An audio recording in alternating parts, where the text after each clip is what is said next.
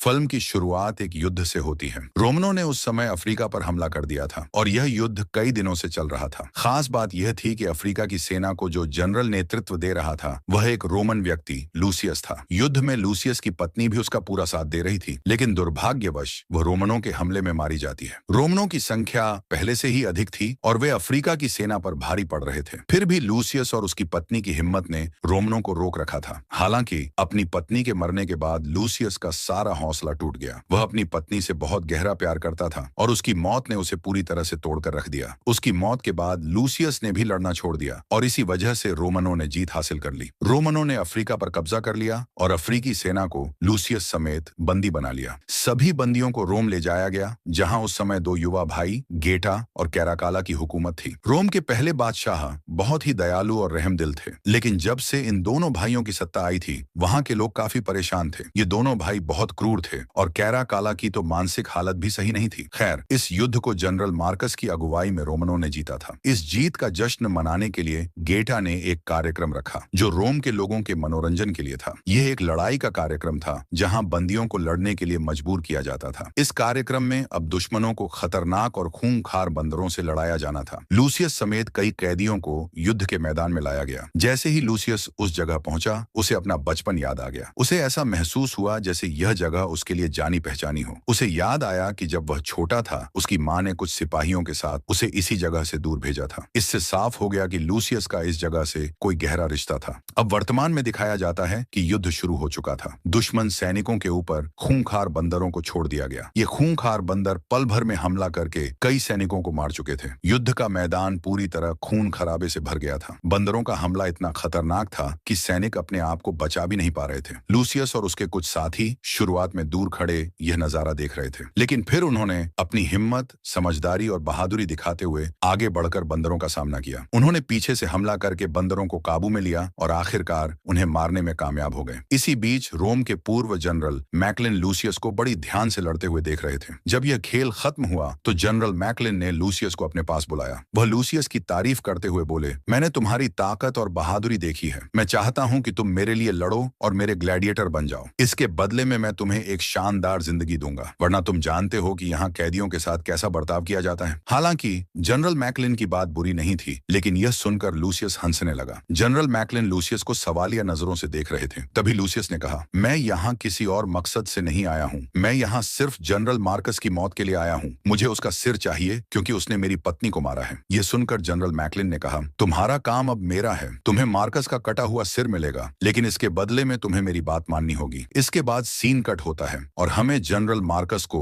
उनकी पत्नी लुसिला के साथ दिखाया जाता है। लुसिला रोम की शहजादी थी। पहले रोम उसके पिता का था। उनके पिता के मरने के बाद यह पूरा साम्राज्य लुसिला के पति को सौंप दिया गया, लेकिन एक युद्ध में उनके पति की मौत हो गई। इसके बाद लुसिला की शादी जनरल मार्कस से कर दी गई। यहाँ जनरल मार्कस लुसिला से बात कर रहे थे और कह रहे थे, इस हुकूमत के असली हकदार गेटा और कैराकाला नहीं है, इसीलिए मैंने बगावत का प्लान बनाया है। कुछ ही दिनों में मैं गेटा और कैराकाला के खिलाफ एक बड़ी लड़ाई छेड़ने वाला हूँ। सीन दोबारा कट होता है और हमें दिखाया जाता है कि लूसियस को फिर से एक प्रोफेशनल फाइटर यानी एक ग्लैडिएटर से लड़ने के लिए बुलाया गया है। यह लड़ाई भी रोम के राजा यानी गेटा और कैराकाला के मनोरंजन के लिए रखी गई थी। इस बार जो ग्लैडिएटर लूसियस के मुकाबले में आया था वह कई सालों से चैंपियन था और आज तक कोई उसे हरा नहीं पाया था। इसी वजह से वह लूसियस पर भी भारी पड़ रहा था, लेकिन लूसियस ने हार नहीं मानी। पहले उसने अपनी रक्षा के लिए लड़ाई की और फिर सामने वाले ग्लैडिएटर की कमजोरी को समझते हुए उसके हाथों को पकड़कर उसे काबू में कर लिया। लूसियस ने उसी ग्लैडिएटर के चाकू से उसे वार करके मार दिया। यह वह पल था जब सब लोग हैरानी से खड़े रह गए। लूसियस ने अब तक के सबसे अनुभवी ग्लैडिएटर को हरा दिया था। गेटा भी लूसियस से प्रभावित होकर उसकी तारीफ करने लगा। गेटा की तारीफ के जवाब में लूसियस ने उसे एक कविता सुनाई। ये वही कविता थी जो बचपन में उसकी मां ने उसे सुनाई थी। ये कविता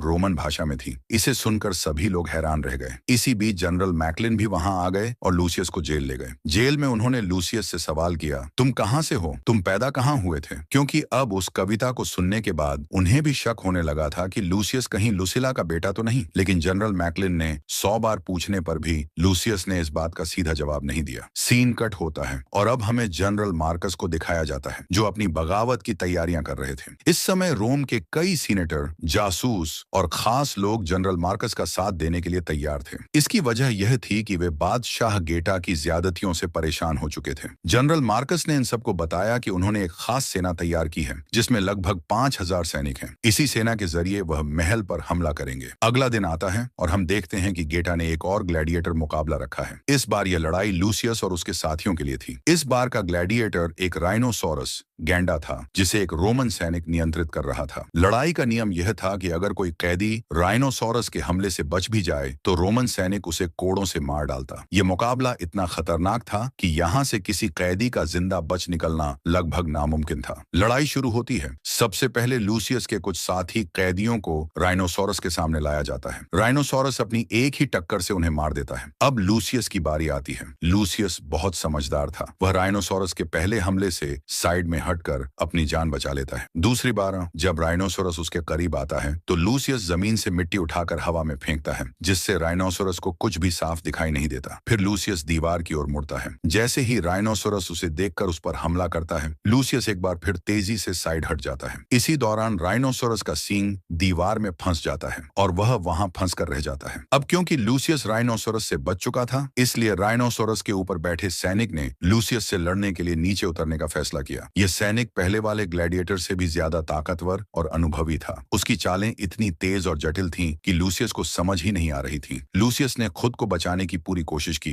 लेकिन वह सामने वाले ग्लैडिएटर पर कोई भी हमला करने में नाकाम रहा। इससे पहले कि लूसियस कोई चाल चलता उस ग्लैडिएटर ने उस पर हमला करके उसे जमीन पर गिरा दिया। ऐसा लग रहा था कि लड़ाई खत्म हो चुकी है। वह ग्लैडिएटर लूसियस को मारने वाला था लेकिन तभी गेटा ने इशारा करके लड़ाई रुकवा दी। गेटा ने लूसियस को एक और मौका देने का फैसला किया क्योंकि उसे लूसियस का हुनर और ताकत पसंद आई थी। गेटा ने लूसियस को मौका देते हुए वही कविता पढ़ी जो पिछली लड़ाई जीतने के बाद लूसियस ने सुनाई थी। गेटा के मुंह से यह कविता सुनते ही लुसिला को पुरानी बातें याद आने लगी। ये कविता उसे जानी पहचानी लग रही थी लेकिन उसे याद नहीं आ रहा था कि उसने यह कविता कहाँ सुनी थी। लुसिला अपने कमरे में जाकर इसी सोच में उलझी रही। वह पुरानी यादों को टटोलने की कोशिश करती रही और फिर उसे आखिरकार याद आ ही गया। जब उसके पति की मौत हो गई थी और वह लूसियस यानी अपने बेटे को सैनिकों के साथ सुरक्षित भेज रही थी तब उसने अपने बेटे को यह कविता सुनाई थी। यह एहसास लुसिला को झकझोर कर रख देता है। यह देखकर लुसिला समझ गई कि लूसियस कोई और नहीं बल्कि उसका असली बेटा है। फिर फ्लैशबैक में हमें दिखाया जाता है कि आखिर क्यों लुसिला ने लूसियस को अपने से दूर भेज दिया था। जब लूसियस के पिता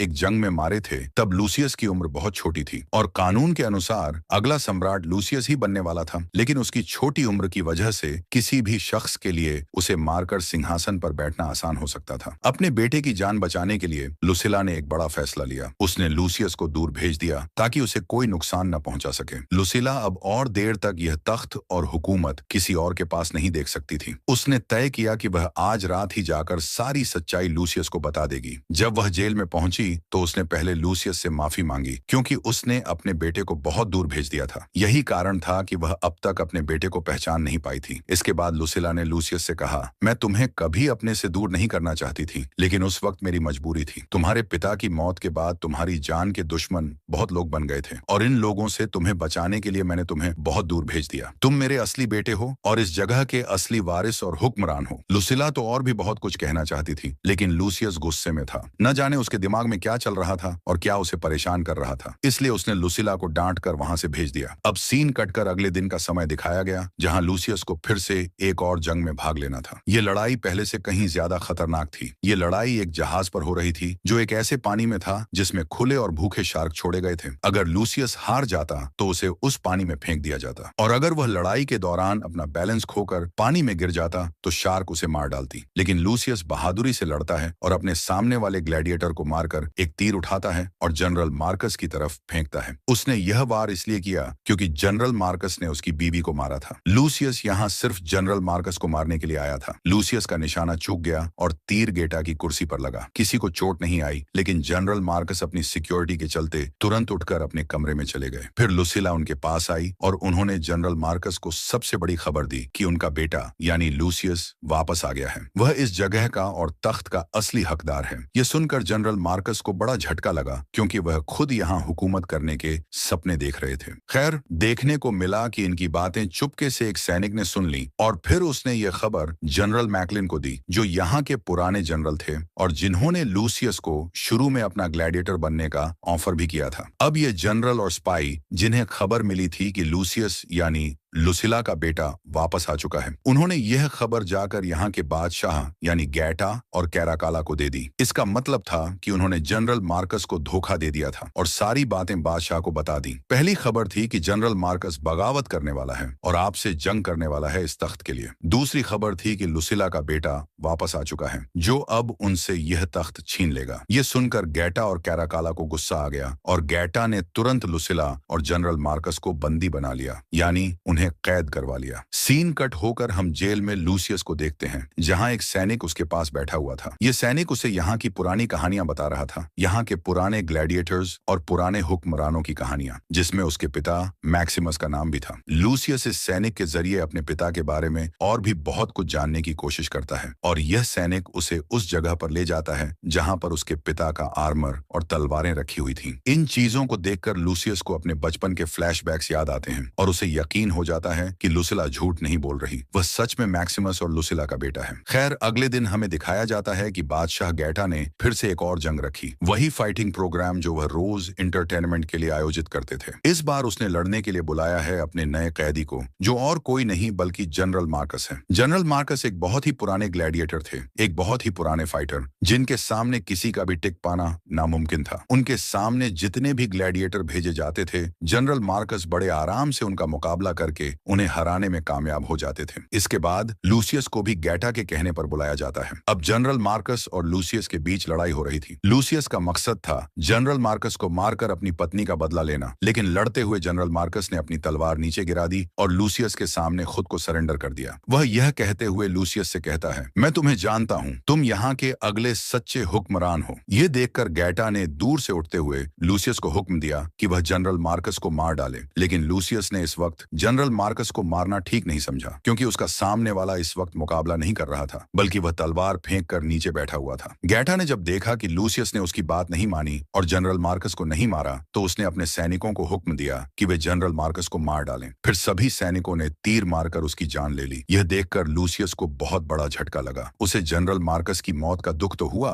लेकिन लूसियस ने इस मौत को सियासत के तौर पर अपने फायदे के लिए इस्तेमाल किया। उसने पूरी जनता से चिल्लाकर कहा, देखो ये बादशाह ने क्या किया, यहाँ के सबसे महान जनरल को मरवा दिया जो सालों तक तुम्हारे लिए और तुम्हारे बादशाह के लिए लड़ा। अगर इतने महान इंसान की जान की कोई कीमत नहीं, तो तुम लोग समझ सकते हो कि इस बादशाह के लिए तुम्हारी जान की कीमत क्या होगी। एक दिन वह तुम सबको भी खत्म करवा देंगे। यह सुनकर जनता गुस्से में आ गई और वह गैटा के खिलाफ हो गई। देखते ही देखते यह आंदोलन इतना बड़ा हो गया कि लोग रातों रात सड़कों पर आ गए धरने देने के लिए और गैटा को हुकूमत से हटाने के लिए। इस दौरान जब शहर में दंगे और फसाद हो रहे थे, जनरल मैकलिन ने अंदर से एक और साजिश रची। वह बादशाह गैटा के भाई कैराकाला से मिला और उसे बताया कि गैटा कभी भी उसे बादशाह नहीं बनने देगा, वह हमेशा रोम पर अपनी हुकूमत बनाए रखेगा। कैराकाला, जो मानसिक तौर पर थोड़ा कमजोर था, जनरल मैकलिन की बातों में आ गया और उसने गुस्से में आकर गैटा पर हमला कर दिया। उसने गैटा का सिर तलवार से काटकर उसे मार डाला। इस सारी स्थिति से अनजान लुसिला इस वक्त लूसियस से मिलने के लिए जेल में आई थी। उसके हाथ में एक अंगूठी थी जो बादशाह की अंगूठी थी और यह अंगूठी असली तख्त नशीन को मिलनी थी। वह अंगूठी लूसियस को दे देती है और कहती है, अब इस तख्त का हकदार तुम हो। यह देखकर लूसियस कुछ नहीं कहता और चुपचाप वह अंगूठी ले लेता है। उसकी आंखों में एक अजीब सा पछतावा था। उसने अपनी माँ लूसिला का हाथ पकड़ते हुए कहा,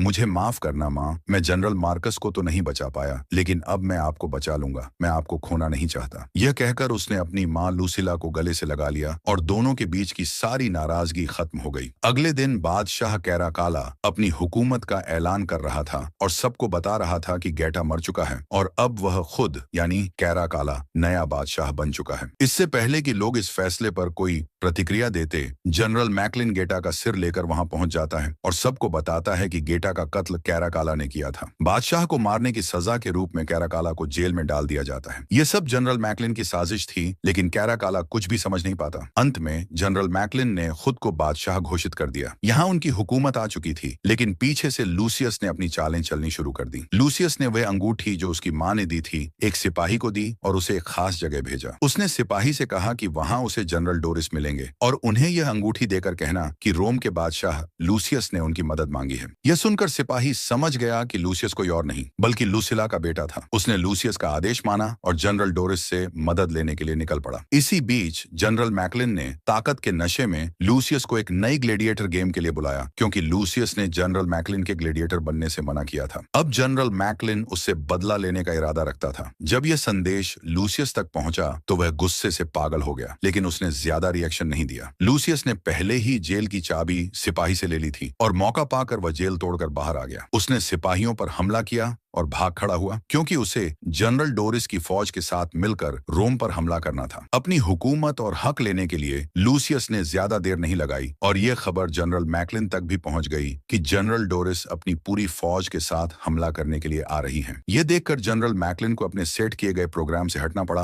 और जंग के लिए तैयार होना पड़ा। कुछ देर बाद हमें एक जंग का माहौल दिखाया गया, जहां दोनों फौजें आमने सामने थीं। एक तरफ रोमन फौज थी, जिनका नेतृत्व जनरल मैकलिन कर रहे थे, और दूसरी तरफ लूसियस और जनरल डोरिस की फौज थी। हालांकि लूसियस और जनरल डोरिस की फौज कम थी, लेकिन इनकी बहादुरी और जुर्रत बहुत ज्यादा थी। दोनों फौजें आपस में लड़ने लगीं। अब जहां दोनों फौजें लड़ रही थीं, वहीं पर जनरल मैकलिन और लूसियस भी आमने सामने आ गए। लूसियस ने उनसे कहा, मैं रोम को तुम जैसे लोगों से बचाने के लिए लड़ रहा हूं। ये सुनते ही इन दोनों के बीच लड़ाई शुरू हो गई। लड़ाई बहुत ही भयानक थी। कभी लूसियस तो कभी जनरल मैकलिन एक दूसरे पर भारी पड़ रहे थे। तलवारबाजी करते हुए ये लोग पानी में भी उतर आए, लेकिन अपनी लड़ाई नहीं छोड़ी। लड़ाई करते करते एक ऐसा पल आया जब जनरल मैकलिन लूसियस पर भारी पड़ गए और उन्होंने लूसियस को पानी में गिरा दिया। लूसियस हार मानने ही वाला था, लेकिन तभी उसके कानों में उसकी मां की आवाजें गूंजी, जिसे जनरल मैकलिन ने अपने आदमियों के जरिए मरवा दिया था। हिम्मत करके लूसियस उठा और इस बार उसने मैकलिन पर हमला किया और उसे मार डाला। उसे मारते ही जीत उसकी हो चुकी थी। अपनी जीत के बाद लूसियस ने अपनी पूरी आवाम से कहा, मेरे डैड यानी मैक्सिमस का ख्वाब था कि रोम एक ऐसा मुल्क बने